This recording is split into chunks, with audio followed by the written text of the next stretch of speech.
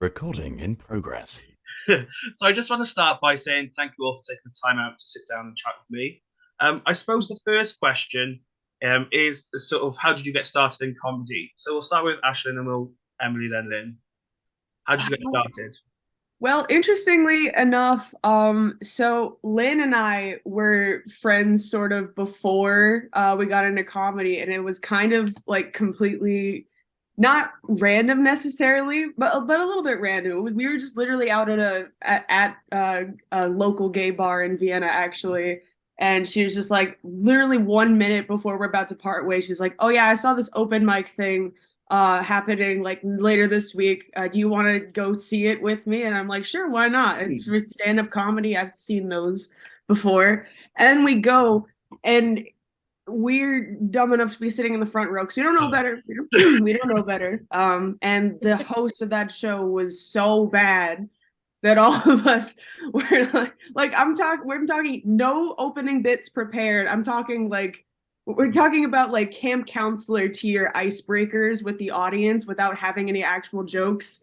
Like we're trying so hard to give this guy material, the two of us in the front row, and at that point we were just like, we could fucking do this. Like if this motherfucker could get up on stage, I feel like I don't need to say what exactly this person identified as. I think the confidence sort of speaks. The confidence in the mediocrity sort of speaks for itself. But we were sort of like, yeah, no, if this guy can do it, we actually have funny things to say. Lynn is less guilty of this, but I am more guilty of having funnier things to say while someone else is talking. Right. I am a reformed heckler, though. I only say the funny things when I'm supposed to now, for the most part. Not perfect, but um, no. And then we got started in comedy just by sort of that there wasn't. Not only was there not a lot of women, there was basically no women. There was like two women, and one of them was involved in the German language scene. So there is a little bit of overlap, but I think now in Vienna, at least, it's fair to say that there's a pretty sizable English scene and a pretty sizable German scene that are about equal in attendance and participation. But at the time, there was basically just like one woman who was regularly going to open mics and doing shows, and a couple of open micers who I think would inevitably get discouraged because they were the only people there in a predominantly male environment. And it was a male environment of all different countries. You know, it wasn't just white people, it wasn't just this, but it was a lot of my wife jokes mostly. Yeah. Actually, Lynn, maybe Lynn and I used to have a drinking game. Actually, we'd go to these open mics and we would take a drink every time someone made fun of their wife or girlfriend on stage. Right. I'm drunk within the first like 10 minutes. Oh yeah, I had to quit drinking because I was a little too fond of it. I got a little too vocal. But yeah, no, we started doing it because we didn't see a lot of other people like us, and let alone people who were openly any other sort of gender identity. So we just sort of kept doing it and kept getting rewarded for doing something else. And yeah, it's been I think 3 years since Lynn and I have been doing stand up now. Like we started during the pandemic, didn't we? And yeah, now it's 2 years since we had our official comedy club, which has its own story, but I've taken up enough time, so I'll let someone else answer that question. I can go next if you want, because I have a slightly different experience because I started comedy around 5/6 years ago in the Vienna comedy scene, which was sort of the beginnings of the mainstream English scene here in Vienna. Because I remember when like there were because a few years ago you had like a larger number of open mics than I remember. Because when I first started, there was maybe one or two people putting on open mics at like a fairly regular pace that I knew about. And I started doing it back when I was still closeted and straight and cis and all of these things. And I remember in the scene, as Ashlyn said, actually, that it was still very much at that time the same when it came to sort of representation, even more so, I would say. You still only had maybe like one person, maybe one or two women who you would see in the regular open mics, and that was it, as far as I can remember. Occasion you would get sort of spontaneous open micers come in, but like as a regular Yeah, yeah. occurrence of people. And so the reason why I started was just, I'm not even going to say confidence, because it wasn't my idea, because I think a lot of people are like, oh, that might take a lot of confidence to go up on stage. No, I was peer pressured into it. I was told by people, Emily, you say vaguely funny things on occasion. Why don't you try going up on stage? And I went, no. And they said, what if we go there? No. What if we buy you a drink? All right, okay, when's the show?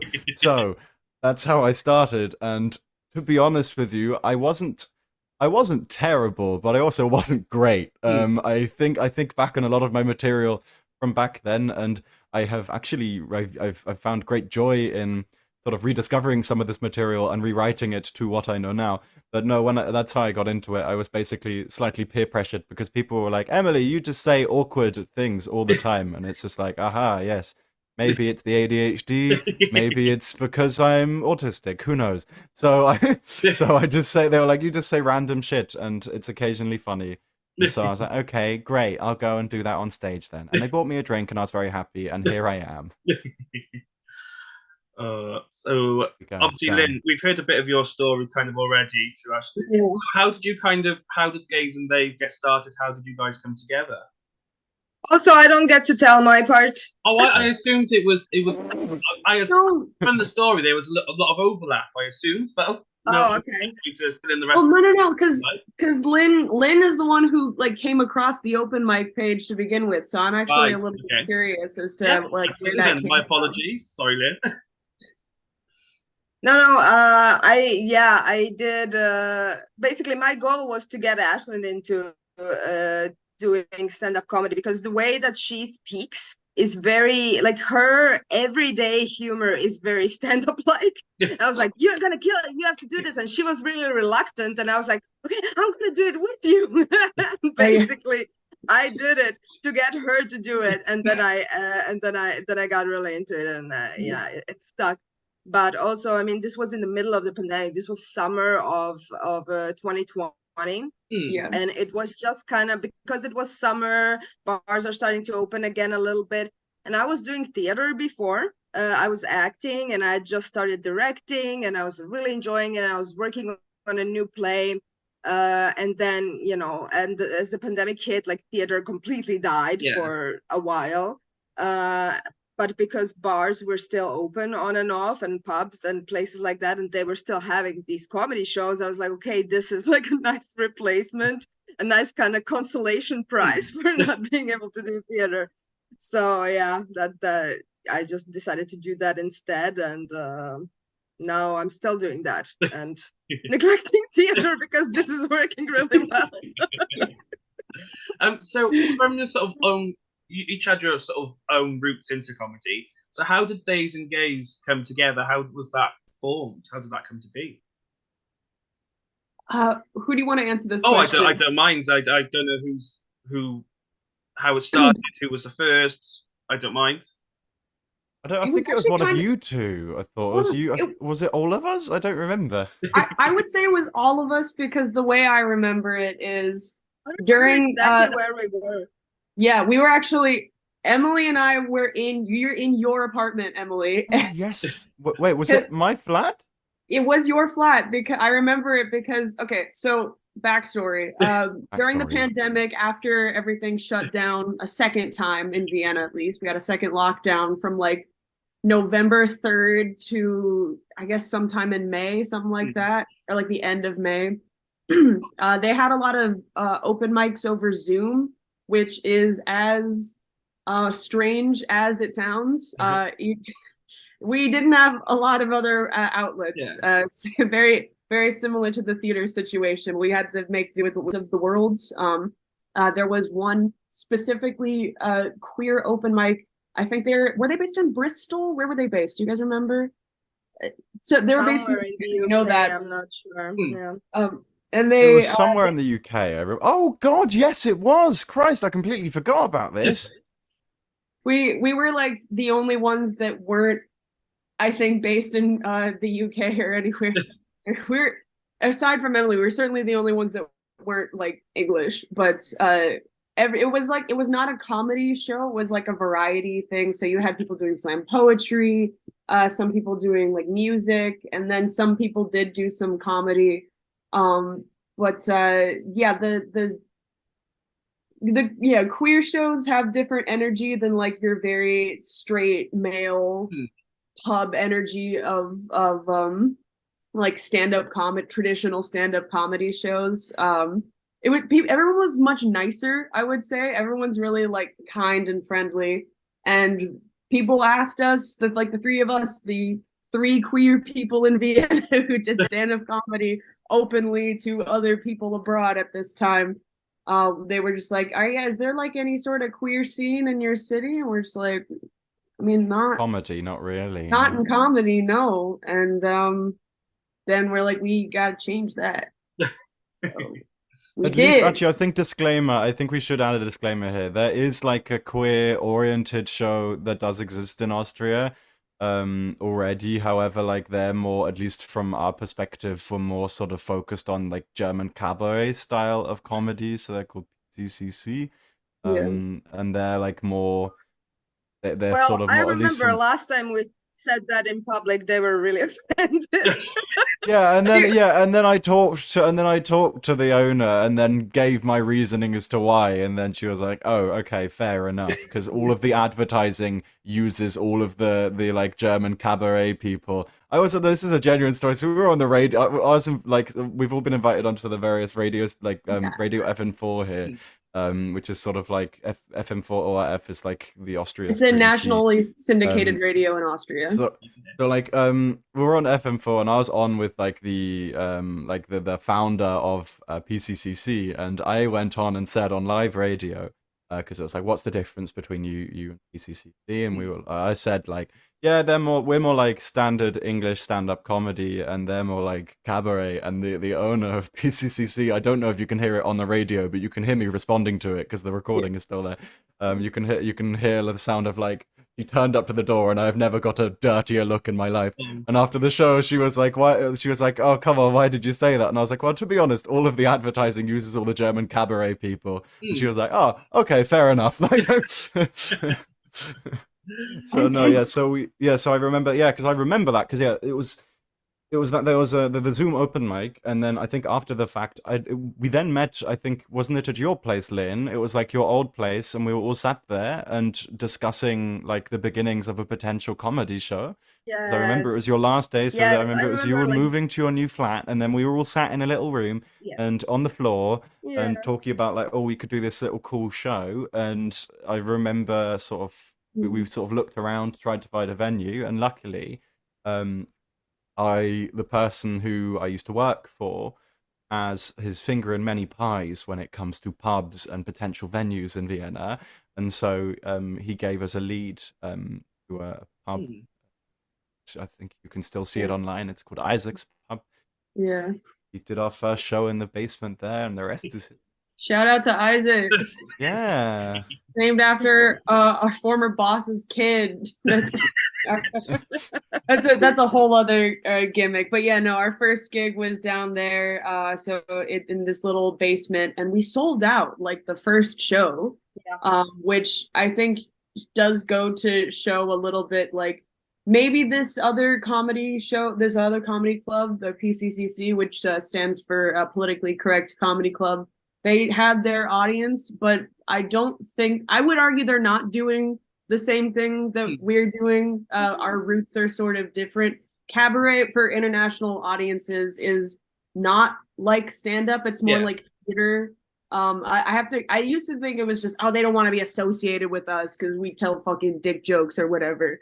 But no, it's literally they don't expect you to talk to them. They don't do crowd work. They don't expect you to talk to them at all. They are genuinely taken aback audiences. And I don't know, I think the whole we do our show more regularly. It's a lot more, I would argue we do a lot more outreach to the like queer community, specifically like people who would have been, who feel they would have been ostracized or alienated from potentially doing comedy otherwise. I think that was more our target demographic. I mean, Lynn, what do you think? You agree with this? No, I I wanted to say that it has, obviously in these 2 years we have worked with a lot of both local and international comedians and all of that, and that's been wonderful. But my favorite thing about Gays and Days is the open mics that we do regularly, because that was my main goal for me personally with this show, to attract new talent. And I think we have done that really successfully.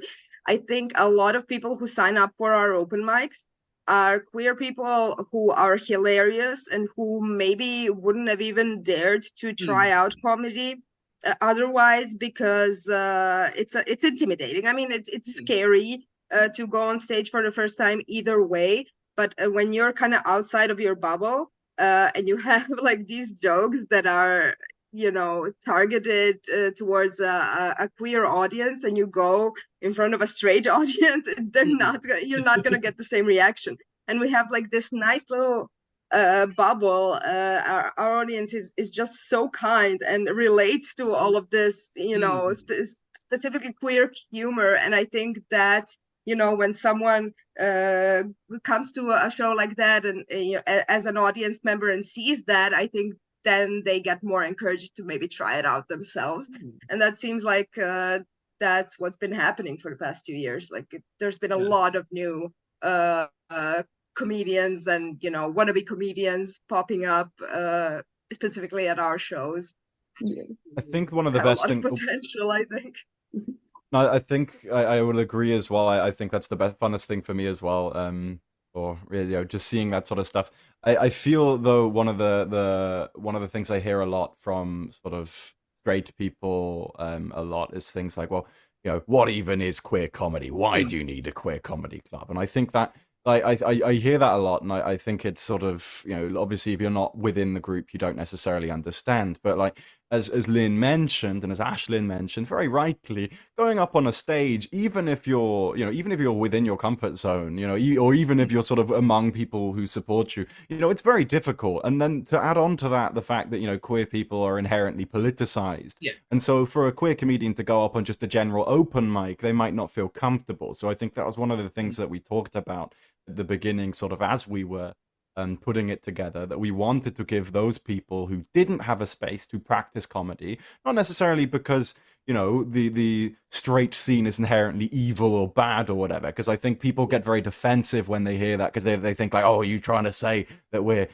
not good for that? But it's like, well, no, you're not, which is why we exist, and which is, you know, and it's gotten better. That's the thing. I think it's like it's been a bit of a stepping stone. I think a lot of the people we've seen who have done like more queer stuff on our shows have also done a lot of other things on other shows. And that doesn't mean that I'm not going to say like, oh, that's because of us, all these queer people coming on. But like, you know, it sort of makes it more accessible, I think. And also as more people, you know, our shows have become quite well known among the other comedians who are not necessarily doing the queer stuff, because we've sort of got our own little thing going on. As Lynn mentioned, it's a bit of a bubble. And like, so it sort of feels as though it's like, here is the main comedy scene, and then like we're just a little sort of attached bubble, very slightly overlapping with like with the sort of main things you would find in Vienna for open mics.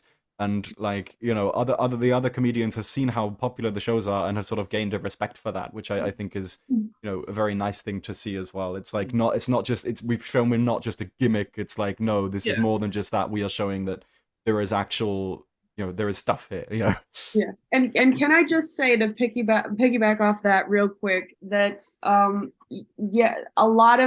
think a lot of people don't understand, my parents certainly don't understand what the what the purpose of having a show specifically for one type of person is. And I think that, well, for starters, the show for every other type of person already exists. It's literally every other show.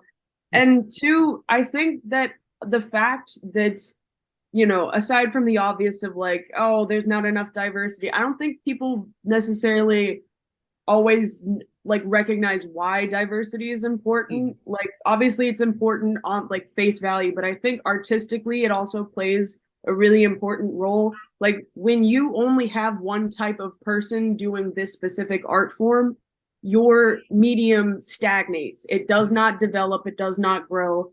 And like Emily was just saying there, we have a different audience, but a lot of those people who like open micers who start at our show and uh, have a good experience or don't have a good experience, the ones who do have a good experience, they go on to do other shows, a lot of them. And Yeah, exactly. That's what I was gonna say, because it just kind of gives them an easier start. Yeah. It's a very safe space. So like for the if it's your first time ever on stage, it's easier to do it that way than like in front of this audience that's very different from you. But then once you have a good experience in the bubble, you can go outside of that bubble and go in front of different audiences and try out your jokes there. It's just a slower, easier start. I think. Not to mention. Sorry, we've got about 10 minutes left, so I'm gonna have to quickly rattle through some more questions. But recently you had your 2-year anniversary event. How did that go? What was that experience like? It was awful. We're never doing comedy again. Bye. This is our goodbye show. This is it. This You got is the us final signing interview. off forever. This is the first and final interview that we're ever doing. Bye. No, it went very well. Yeah, it was a great show. Our good friend and frequent collaborator Shane Callahan hosted our show. We do a thing every or last year we did as well. We had a frequent collaborator of ours host the show for us. I think we're gonna do that every year. And this was sort of special because this was also, I think, his roughly a year since he started working with us as well. And this is also a situation where, like, if it wasn't like, this guy is really, really funny. Like, I'm talking like he used to do comedy in London. That's famously a ruthless place for stand-up comedians. He's Irish, so also like you've been chipped away like a like an obsidian piece of sharp thing, whatever. Anyway, don't include that. I don't know. That cut that bit out. Ineloquent. But yeah, very, very funny guy that has gone on to do bigger and better things. And I think that our like help, at least our encouragement, our platform was helpful in getting involved in that. Not to say he's a very, very talented person. Everyone's talent is theirs. But it does, I think it gives all three of us a lot of pride. But to know that we could at least try to contribute some in some way towards expanding and putting a spotlight on really, really talented people. Amazing. So Emily, we did mention Pride there, and obviously off camera we were talking about how the last time I saw you guys was during the sort of Pride weekend of Budapest, and you did a show, the Down Under Bar. Obviously Hungary and Vienna are not known for being as queer friendly as maybe some of the other big cities. So what's the experience been like of being a specific queer friendly group in these areas? Well, Vienna actually, I would say like Vienna in comparison to Hungary, Vienna is much nicer as far as what I've seen. But like Vienna has quite a small queer scene, but I think as of like it's been fairly sort of close knit. But I think especially recently.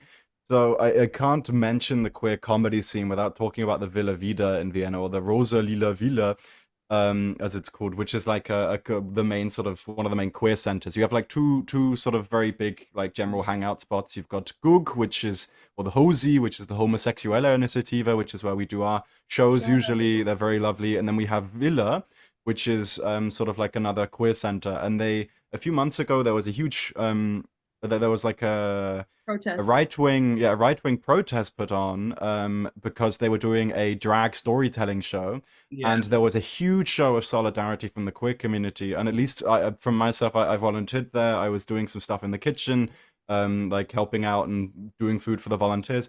And I have to say, like, I'd never really felt super close to a community, but after that day, I feel as though there's like this this massive level of close knitness, because seeing when you're literally standing there with over 800 people, who are like all queer and Antifa, all waving flags, all that sort of stuff, and then literally opposite you are people who are screaming about the fact that you exist and are inherently against the fact that you exist. It's very, on one end, it's very fucked up, to use the use the term, but on the other hand, it's like there was a huge show of solidarity, and I think there is an ever growing need for solidarity, and existing as we do, I've definitely felt as though the community has been a lot closer, and I feel as though the community is very much out for to support each other. At least that's my sort of view of it. So I like operating in this sort of queer bubble is very, I think, very nice and very rewarding. Oh, amazing. So, I suppose the final question I have is, where can people stay up to date with Gays and Theys, and where can people find out where you're going to next? Don't mind who. Ashton, because I've said a lot. My mouth doesn't tend to shut usually, so go, one of you. I'll just sit here menacing you with my avocado. Sorry, can, Lynn. Can you repeat the question? Yeah. So where can people stay up to date with Gays and Theys, and where you're going next and what's next? Lynn, this is you. Oh, we're Gays and Theys comedy on every social media. I mean, Facebook, TikTok, Instagram, and of course Eventbrite, where we sell our tickets. You can also get tickets for free shows there, just as reservations. Our next show is actually with Shane Callahan, who hosted our anniversary show. That's going to be on October 7th. We still have to put it online, but it's going to be online these days. And yeah, again, like all of our social media is just Gays and Theys comedy. So we're easy to find, and we post about like all the stuff we're doing and planning. Yeah, so I'll put the links in the description so people can just scroll down and click away. So I'll start the same way. I'll end the same way I started, just by saying thank you for taking time out and chat with me. Obviously, I've had fun and learning more about a group that obviously I've seen live, albeit a year ago, but it's fantastic just learning about where that project has come from. So a lot has changed since then. We all hate each other now. Yeah. we actually, as soon as we leave, as soon as you leave, we're all just gonna send horrible messages to each other. Yeah. It's really just the most disgusting things. We're arguing over who's No, Paul. it's really who's just John. Emily that does that. It is me. I should be kicked out. It's all you. I'm very problematic. No, but Emily's thank you for showing interest in what we do. Yeah, seriously, problem. thanks for having us. Thank you very much, and I'll speak to you soon. Yes, thanks.